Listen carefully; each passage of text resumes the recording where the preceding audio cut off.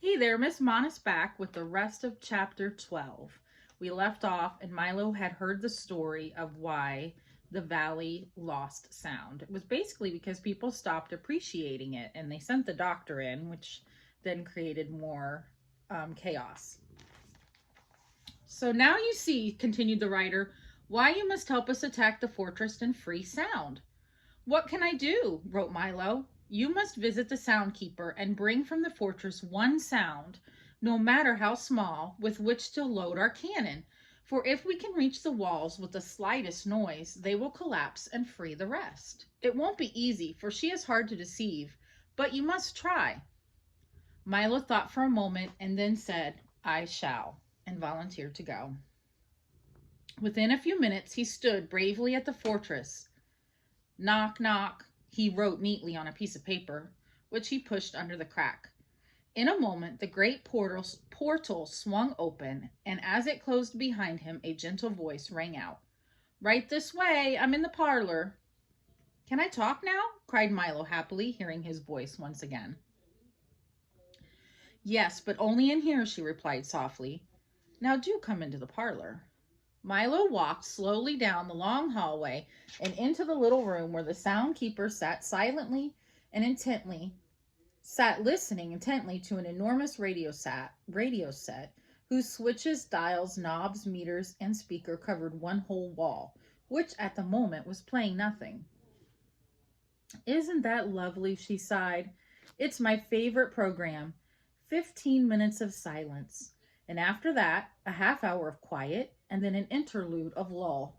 Why, did you know that there are almost as many kinds of stillness as there are sounds? But sadly enough, no one pays any attention to them these days. Here's a picture of her. Have you ever heard the wonderful silence just before the dawn? She inquired. Or perhaps the quiet and calm just as a storm ends? Or perhaps you know the silence when you haven't the answer to a question you've been asked, or the hush of a country road at night, or the expectant pause in a room full of people when someone is just about to speak, or most beautiful of all, the moment after each door closes and you're all alone in the whole house. Each one is different, you know, and all very beautiful if you listen carefully. As she spoke, thousands of little bells and chimes which covered her from head to toe tinkled softly, and as if in reply, the telephone began to ring. For someone who loves silence, she certainly talks a great deal, thought Milo. At one time, I was able to listen to any sound made at any place at any time, the Soundkeeper remarked. But now I merely... Pardon me, interrupted Milo as the phone continued to ring, but aren't you going to answer it? Oh, no, not in the middle of the program, she replied, and turned the silence up a little louder. But it may be important, insisted Milo. Not at all, she insisted. It's only me. It gets so lonely around here with no sounds to distribute or collect that I call myself 7 or 8 times a day just to see how I am. How are you? He asked politely. Not very well, I'm afraid. I seem to have a touch of static, she complained.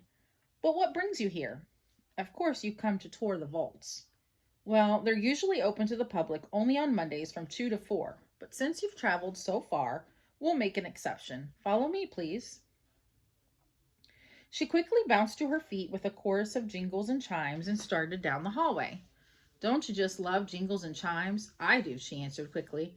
Besides, they're very convenient, for I'm always getting lost in this big fortress, and all I have to do is listen for them, and then I know exactly where I am. They entered a tiny cage-like elevator and traveled down for fully 3/4 of a minute, stopping finally in an immense vault whose long lines of file drawers and storage bins stretched in all directions from where here began to where there ended, and from floor to ceiling. Every sound that's ever been made in history is kept in here, said the Soundkeeper. For instance, look here. She opened one of the drawers and pulled out a small brown envelope. This is the exact tune George Washington whistled when he crossed the Delaware on that icy night in 1777. Milo peered into the envelope, and sure enough, that's exactly what was in it.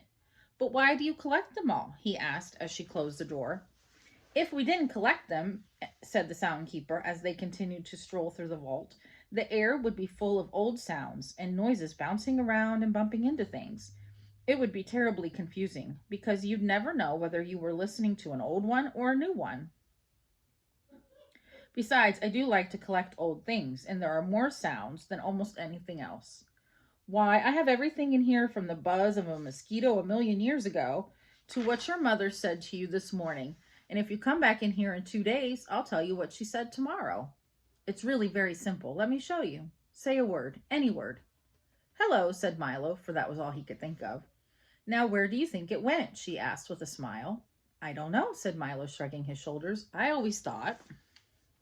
Most people do, she hummed, peering down one of the corridors. Now let me see. First we find the cabinet with today's sounds. Ah, here it is. Then we look under G for greetings, then under M for Milo. And here it is, already in its envelope. So you see, the whole system is quite automatic. It's a shame we hardly use it anymore. That's wonderful, gasped Milo. May I have one little sound as a souvenir? Certainly, she said with pride, and then immediately, thinking better of it, added, not. And don't try to take one because it's strictly against the rules. Milo was crestfallen. He had no idea how to steal a sound, even the smallest one, for the soundkeeper always had at least one eye carefully focused on him. Now for a look at the workshops, she cried, whisking him through another door and into a large abandoned laboratory full of old pieces of equipment, all untended and rusting. This is where we used to invent the sounds, she said wistfully. Do they have to be invented? Asked Milo, who seemed surprised at almost everything she told him. I thought they just were. No one realizes how much trouble we go through to make them, she complained. Why, one time this shop was crowded and busy from morning till night. But how do you invent a sound? Milo inquired. Oh, that's easy, she said. First, you decide exactly what the sound looks like, for each sound has its own shape and size.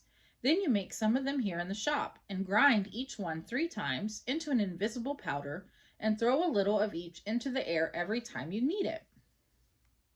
But I've never seen a sound, Milo insisted.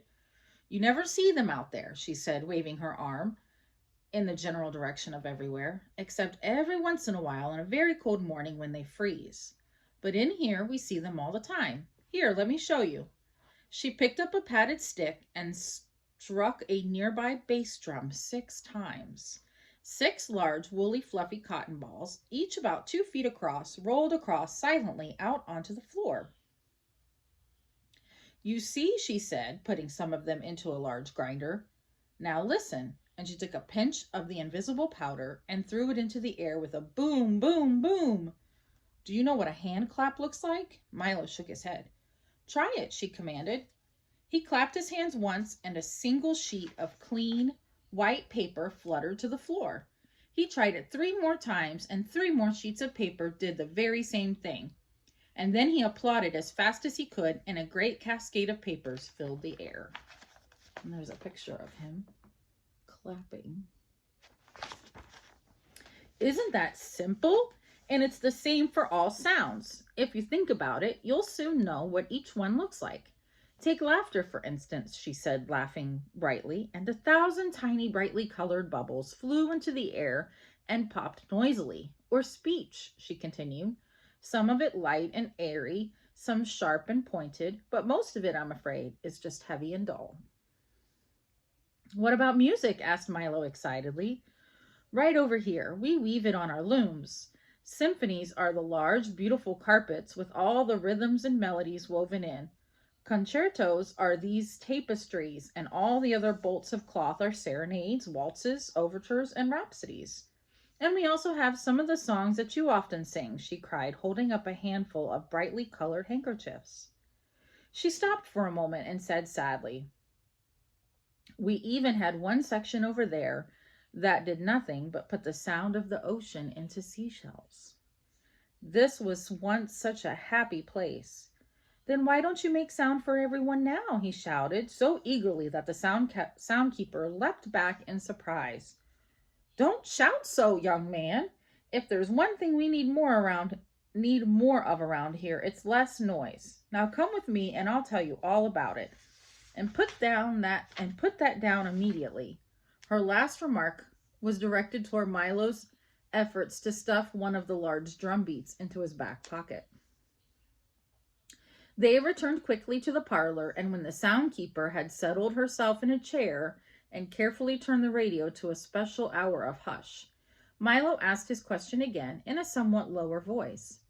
"It doesn't make me happy to hold back the sounds," she began softly, "for if we listen to them carefully, they can sometimes tell us things far better than words." "But if that is so," asked Milo, and he had no doubt that it was, "shouldn't you release them?" "Never," she cried. "They just use them to make horrible noises which are too ugly to see and worse to hear. I leave all that to Dr. Discord and that awful, awful Dine." "But some noises are good sounds, aren't they?" he insisted. "That may be true," she replied stubbornly, "but if they won't make the sounds that I like, they won't make any." "But," he started to say, and got no further than that. For while he was about to say that he didn't think that it was quite fair, a thought to which the obstinate soundkeeper might not have taken too kindly, he suddenly discovered the way he would carry his little sound from the fortress. In the instant between saying the word and before it sailed off into the air, he had clamped his lips shut, and the "but" was trapped in his mouth, all made but not spoken. "Well, I mustn't keep you all day," she said impatiently. "Now turn your pockets out so that I can see that you didn't steal anything, and you can be on your way." When he had satisfied the soundkeeper, he nodded his farewell, for it would have been most impractical to say thank you or good afternoon, and raced out the door. What do you think? Is he going to be able to bring back sound with his unspoken word? Find out in the next chapter, which is called Unfortunate Conclusions. Thank you.